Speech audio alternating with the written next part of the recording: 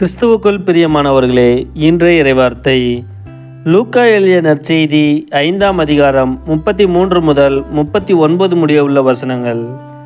அக்காலத்தில் பரிசேயரும் மறைநூல் அறிஞரும் இயேசுவை நோக்கி, யோவானுடைய சீடர்கள் அடிக்கடி நோன்பு இருந்து மன்றாடி வருகிறார்கள். பரிசேயர்களின் சீடரும் அவ்வாறே செய்கின்றனர். உம்முடைய சீடரோ உண்பதும் குடிப்பதுமாக இருக்கின்றனரே என்றார்கள். இயேசு அவர்களை நோக்கி, மணமகன் மண விருந்தினர்களோடு இருக்கும் வரை அவர்கள் நோன்பு இருக்க செய்யலாமா? ஆனால் மணமகன் அவர்களை விட்டு பிரிய வேண்டிய காலம் வரும், அப்போது அவர்களும் நோன்பு இருப்பார்கள் என்றார்.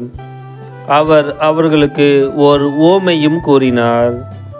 எவரும் புதிய ஆடையிலிருந்து ஒரு துண்டை கிழித்து அதை பழைய ஆடையோடு ஒட்டு போடுவதில்லை. அவ்வாறு ஒட்டு போட்டால் புதிய ஆடையும் கிழியும், புதிய துண்டும் பழையதோடு பொருந்தாது. அதுபோல பழைய தோற்பைகளில் எவரும் புதிய திராட்சை மதுவை ஊற்றி வைப்பதில்லை.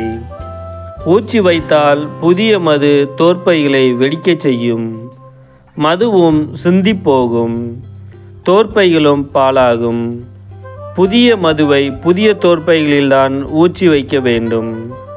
பழைய திராட்சை மதுவை குடித்தவர் எவரும் புதியதை விரும்ப மாட்டார், ஏனெனில் பழையதே நல்லது என்பது அவர் கருத்து.